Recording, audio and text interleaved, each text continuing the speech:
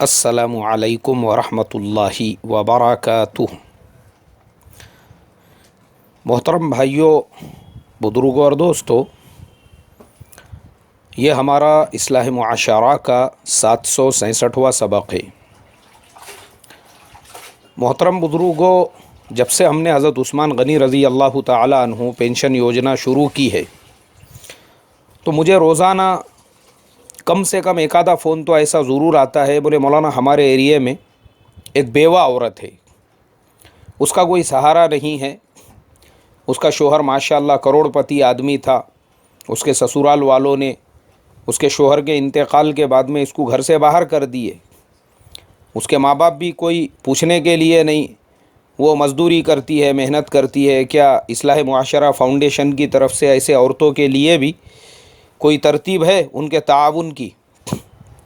پھر کوئی فون کرتا ہے، بولے مولانا ہمارے محلے کے اندر بیچاری ایک طلاق شدہ ہے، اچھے گھرانے کی تھی، شوہر نے زبردستی اس کو طلاق دے دیا، یا پھر شوہر بری عادتوں کا شکار تھا تو اس کے ماں باپ نے طلاق لے لی ہے۔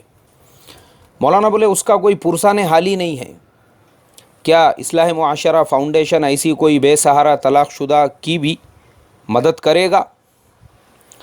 پھر کوئی نوجوان فون کرتا ہے، بولے مولانا مجھے ڈگری لے کے آج 5 سال ہو چکے ہیں، میں اپنے گاؤں کے چبوترے پہ اپنی گھس گھس کر زندگی برباد کر رہا ہوں، تو ہمارے جیسوں کے لیے آپ کے یہاں پہ قرضے کی کوئی ترتیب، کوئی اسکیم ہے کہ بھئی بے روزگار نوجوانوں کو آپ ایک آدھا رکشہ دلا کر دو، ان کے خود کے پیروں پہ کھڑا کرو، یا کاروبار سے ان کو سیٹ کر کے دو؟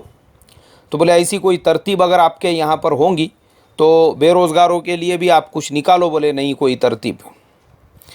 مجھے میرے محترم دوستوں کم سے کم ایک آدھ دو فون تو آتے ہی ہے ایسے، اور اللہ رحم کرے، اصل میں مجھے تکلیف اس لیے ہوتی ہے کیونکہ میں نے 1000 مرتبہ اعلان کیا ہوں کہ رات میں 9 بجے کے بعد کال کیا جائے، میں نے سب کو اتھارٹی اجازت، سب کو فل پرمیشن دی ہوئی ہے، کوئی بھی مجھے کال کر سکتا ہے، میرے سے ڈائریکٹ بات کرو، no problem, everyone can speak with us, لیکن اس کا ٹائم ہم نے دیا ہے، ارے بھائی رات میں 9 بجے کے بعد، چونکہ دیکھو میرا اسکیڈیول جو ہے دن بھر کا وہ پورا بیزی ہوتا ہے، صبح 9 بجے سے لے کے 6 بجے تک میں خود ایک سینئر آفیسر ہوں، میرے ہاتھ کے نیچے کئی جونیئرز کام کرتے ہیں، کوئی مجھے وہ کام کرنے کے پیسے دیتا ہے، میں مزدوری کرتا ہوں وہاں پر۔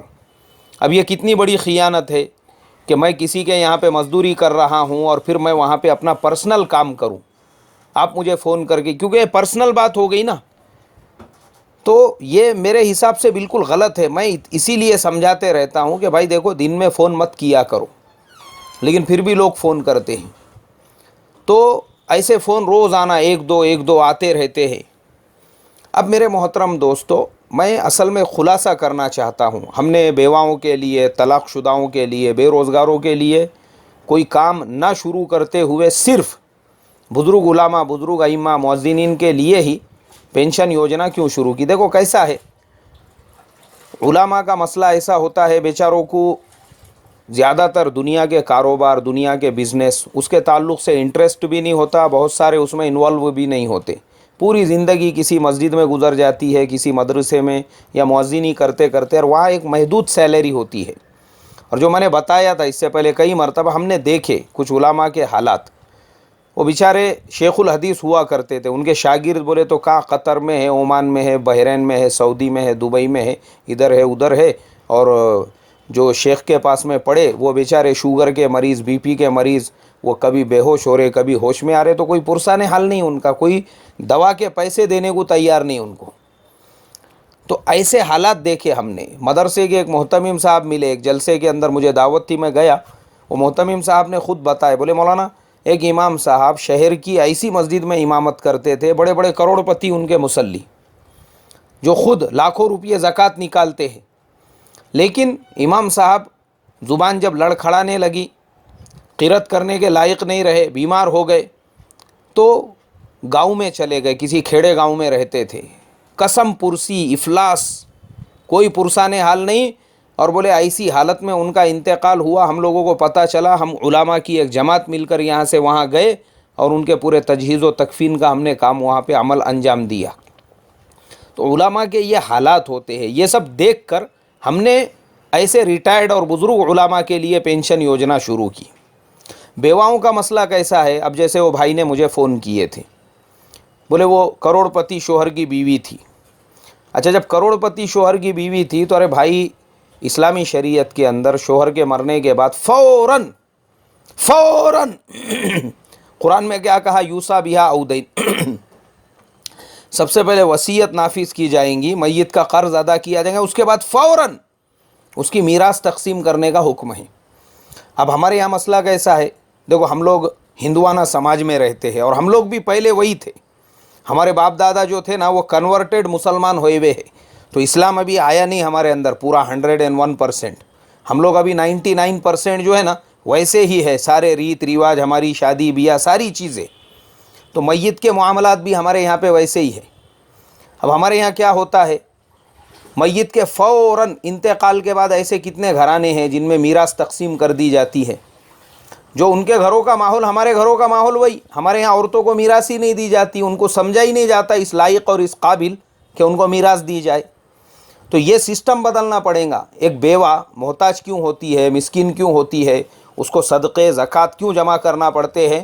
کیونکہ اس کا جو شوہر تھا اس کی میراث اگر اس کو مل جاتی، یہ حالت دیکھنے کی ضرورت ہی نہیں پڑتی تھی اس کو۔ تو ہم کو بجائے وہ بیوہ کو چندہ دینے کے، وہ بجائے اس کو صدقہ زکوٰۃ دینے کے، پہلے سماج کو بدلنا پڑے گا، اور سماج کے اندر یہ میراث جو ہے نا، میراث اس کو زندہ کرنا پڑے گا، کہ جیسے ہی شوہر کا انتقال ہو جاوے اس بیوہ کو اس کا حق دے دیا جاوے، اس بیوہ کو اس کا حق مل گیا، اس کے بعد کچھ بھی کر سکتی ہے وہ۔ اور دوسری طرف طلاق شدہ کے بارے میں جو آپ نے کہا، طلاق شدہ کو کس نے کہا کہ بھائی تو صدقے یا زکوٰۃ کے اوپر ہی اپنی زندگی گزار، یا لوگوں سے چندہ جمع کر، یا لوگوں سے بھیک مانگ؟ اسلامی شریعت نے اس کے لیے کیا کہا؟ والمطلقات یتربصن بانفسہن ثلاثۃ قروء، 3 حیض گزرنے کے بعد اس کو فوراً نکاح کرنے کا حکم دیا۔ یہ تو اسلام کی خاصیت ہے نا۔ پہلے زمانے میں کوئی اگر بیوہ ہو جاتی تھی اس کو زندہ جلا دیا جاتا تھا، ریگستان میں چھوڑ دیتے تھے اس کو، اس کا ٹکلا کر دیتے تھے، اس کو جینے کا حق نہیں رہتا تھا۔ اسلام نے کہا نہیں بھائی، اسلام میں یہ سب نہیں چلیں گا، یہاں تو بیوہ اگر ہوتی بھی ہے تو 4 اشہر و عشرہ، 4 مہینے 10 دن اپنی عدت گزاریں گی، پھر اس کے بعد میں بگننگ آف نیو لائف، ایک نئی زندگی کی شروعات کر سکتی ہے، دوسرے شوہر سے نکاح کر اس کے بچے پیدا کر۔ تیرے کو اللہ تعالیٰ نے اب فل کمپلیٹلی فریڈم دے دیا ہوا ہے اپنی لائف کو کمپلیٹلی انجوائے کرنے کا، انٹرٹین کرنے کا۔ یہ کس نے کہا تیرے سے کہ بھائی تو زندگی بھر اس کے نام کا غم مناتے رہے، اس کے نام کا ماتم مناتے رہے؟ یہ ماتم، یہ غم، یہ سوگ، ان سب کے اوپر لاک لگانے کے لیے ہی 4 اشہر و عشرہ کا اللہ تبارک و تعالیٰ نے پرماننٹلی اسٹیمپ لگا دیا۔ ویسے ہی طلاق شدہ کے لیے، مگر ہمارے زمانے میں کیا ہو گیا؟ پھر اب میں اپنے وہی پوائنٹ پہ آؤں گا، ہمارا سماج 99% آج بھی انہی رسومات پر ہے۔ طلاق کو ہم لوگ ایکسیپٹ کرنے کو تیار نہیں۔ طلاق کیوں ہو رہی ہے؟ دونوں میں سے غلطی بھی دیکھنا پڑیں گی، کس کا قصور ہے، کیا ہے وہ مسائل پہلے بات چیت سے حل کرنے کی بجائے ڈائریکٹ لڑائی جھگڑے، تیری میری، طلاق تک نوبت پہنچ رہی۔ اب ہمارے یہاں پہ کیا ہوتا ہے، وہ مسائل بیٹھ کے حل نہیں ہونے کی وجہ سے اب کورٹ میں کیس، تاریخ پہ تاریخ، تاریخ پہ تاریخ، تاریخ پہ تاریخ، تاریخ پہ تاریخ، پھر تاریخ پہ تاریخ، 12 سال تک تاریخ، 22 سال تک تاریخ، 10 سال تک تاریخ، کیونکہ کورٹ کے اندر یہ سب، کورٹ میں وہ جج جو ہے نا، وہ جو جج صاحب بیٹھے ہوئے رہتے، وہاں اتنے بڑے بڑے مرڈر کے کیس چل رہے، وہاں پہ اتنے بڑے بڑے جو ہے دروڑے کے کیس چالو ہے، ڈاکے کے کیس چالو ہے، دیش دروہ کے کیس چالو ہے، وہاں پہ بڑے بڑے جو ہے عجیب عجیب طرح کے کیس چلتے رہتے۔ وہ بیچارہ جو ہے وہ سب چھوڑ کے اب بیٹھیں گا یہاں تمہارے مسئلے حل کرتے ہوئے۔ پہلے تو میں سب سے بڑے بے وقوف ان لوگوں کو سمجھتا ہوں جو فیملی میٹرز کو کورٹ کچہریوں میں لے جاتے ہیں، کیونکہ میں مولانا اکبر ہاشمی اس بات کا گواہ ہوں، شاہد ہوں، میری آنکھوں سے میں نے لوگوں کے تھوڑے تھوڑے مسئلے آپس میں میاں بیوی کی رنجش جو کسی امام صاحب کو بلا کے حل کرائی جا سکتی تھی، مفتی صاحب کو بلا کے حل کرائی جا سکتی تھی، سماج کے 4 لوگ مل کے بیٹھ کے حل کر سکتے تھے، بوڑھے بزرگ لوگ بیٹھ کے حل کر سکتے تھے، اس کو لوگوں نے جب زبردستی کورٹ کچہریوں میں لے کر گئے۔ میں ان کو 15 سال سے دیکھ رہا ہوں، ابھی بھی تاریخ پہ تاریخ، تاریخ پہ تاریخ۔ آپ جب بھی کورٹ کچہری کے دروازے کی طرف دیکھیں گے، سمجھو وہاں سے گاڑی لے کے جا رہے، ایسی منڈی آپ نے پھیر کے دیکھے تو وہاں پہ آپ کو وہ مل جائیں گے. کیوں؟ کیونکہ وہ اپنے گھر میں کم اور کورٹ کچہری میں زیادہ رہتے. میں نے ایک وکیل صاحب کو پوچھا، رہے نہیں بولے اس کا خالی بستر یہاں پہ لے کے آ گئے نا تو 24 گھنٹے یہیں دکھیں گا. بولے اس نے دھندا ہی بنا لیے ہوا ہے، یہی سب کچھ ہے بولے اس کا. تو لوگوں نے جو ہے کورٹ کچہریوں کے اندر لائف برباد کر دی ہے. اب وہ بیچاری بڈھی ہو گئی، اس کو کس نے بولا تھا طلاق شدہ کو تو محتاج بن، مسکین بن؟ قرآن نے کہا ثلاثۃ قروء، 3 حیض گزر، اور اس کے بعد ارے اپنی لائف کو انٹرٹین کر، انجوائے کر، نئی لائف کی بگننگ کر، کسی اور سے نکاح کر. اللہ تعالیٰ نے تیرے کو جو ہے زندگی اپنے اصولوں پر، اپنے حساب سے گزارنے کی پورا فریڈم دیا ہوا ہے. اسلام میں حقوق دیے ہوئے ہیں عورتوں کو بھی. پر پرابلم یہیں آتا ہمارے زمانے میں، اگر طلاق کے پورے مسائل حل بھی ہو گئے تو پھر وہ طلاق شدہ دوسرا نکاح کرنے کو تیار نہیں. بیوہ جوان ہے، اس کو رشتے آ رہے ہیں، اس کا بھی نکاح کرنے کو تیار نہیں. ارے بھائی کون بولا؟ کون بولا؟ ہمارے یہاں پہ لوگ آتے ہیں مانگنے کے لیے، وہ یہی بولتے ہیں، ارے وہ بیچاری جوان بیوہ ہے، اس کا کوئی پرسان حال نہیں، دو اس کو کچھ تو بھی دو. ارے کائی کو دو اس کو نکاح کر بولنا، اس کو بھی نکاح کر بولنا، وہ طلاق شدہ کو بھی. کائی کو صدقے زکوٰۃ غیر جگہ پہ، یعنی غلط جگہ پہ پیسہ جا رہا ہے میرے حساب سے. تو انہوں نے دوسرا نکاح کرنا چاہیے. اور ایسا نہیں ہے کہ آج ہمارے سماج کے اندر جو بیچارے بہت سارے لوگ ایسے ہیں جو دوسرا نکاح کرنا چاہتے ہیں، پریشان ہیں وہ لڑکی والوں کے ایکسپیکٹیشن کے حساب سے. اور میرے دوست ہے، ایک بزرگ ہے، 45-50 سال عمر ہوں گی، بزرگ تو نہیں بول سکتے، وہ اکثر میرے سے ملتے رہتے ہیں. تو میں ان کو پوچھتے رہتا تھا، ارے حاجی صاحب کیا یار تم ہمارے سے بھی زیادہ جوان ہے اور تم شادی کر رہے نہیں یار دوسری؟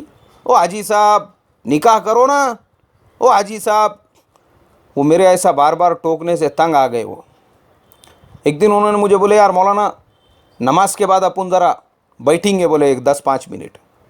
میں نے کہا بالکل بیٹھیں گے نا، شاید خوشخبری سنا رہے. میں بولا تم، اب نماز ہو گئی، بیٹھے ہم لوگ.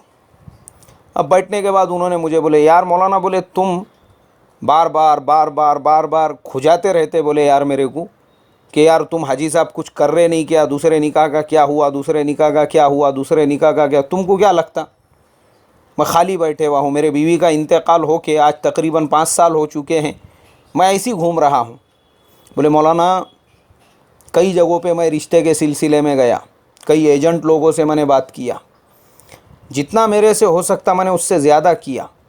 اور تم کو معلوم ہے بولے آج کل کے چاہے طلاق شدہ ہو یا بیوہ ہو، ان لوگوں کے ایکسپیکٹیشن جو کنواری لڑکی کے رشتے ہوتے ہیں اس سے بھی زیادہ بڑے ہوئے ہیں. اب چونکہ اپن تو بڈھے بڑے آدمی ہیں، بولے اپنے کو کنوارے لڑکیوں کے بھی رشتے آ رہے، مگر نہیں کرنے کا اپنے کو. اپن سوچ رہے ایک آدھی بیوہ سے یا طلاق شدہ سے ہی کریں گے جو عمر میں اپنے لیول کی ہو.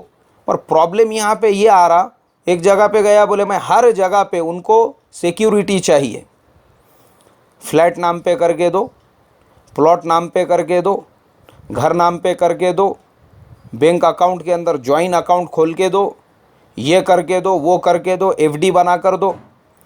یار میں تو اتنا تنگ آ گیا. ایک جگہ پہ تو میں نے بولا، بولے ان کو، میں بولا بھائی تم میرا خالی فلیٹ، میرا پلاٹ، میری پراپرٹی کائی کو نام پہ کرا کے لیتے، ایک کام کرو، یہ دونوں کڈنیاں نکال کے دیتا میں ایک رکابی میں رکھ کے، وہ بھی لے لو یار، اس کو بھی بیچو، تم پیسے آئیں گے اس کے بھی کچھ. اور کڈنیوں سے دل نہیں بھرتا ہوں گا نا، اندر کی پورا مٹیریل جو ہے، وجڑی، اتڑی، گردہ، کلیجی، پھیپسی، کیا کیا رہتا، پھیپسا، اتڑیا، پورا نکال کے دیتا میں باہر.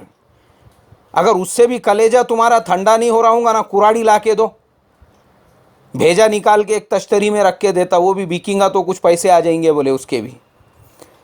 یار حد کر دیے تم نے یار. میں اسلامی طریقے سے ایک سنت کو زندہ کرنا چاہتا ہوں، اور اس کے لیے اتنا ٹینشن، اتنے مسائل، اتنے سارے پرابلم. یار بولے مولانا تم کو لگتا میں کچھ کر نہیں رہا ہوں. تو آپ آتے جاتے جو ٹوکتے نا، تو میں نے سوچا یار آپ کو ایک بار بتا دوں خلاصہ کر کے. آج میرے محترم دوستو، یہ مسائل ہے سماج میں. وہ بیوہ کو کس نے بولا تھا کہ تو اپنے گھر پہ بیٹھی رہے، اس کو میراث مل جاتی؟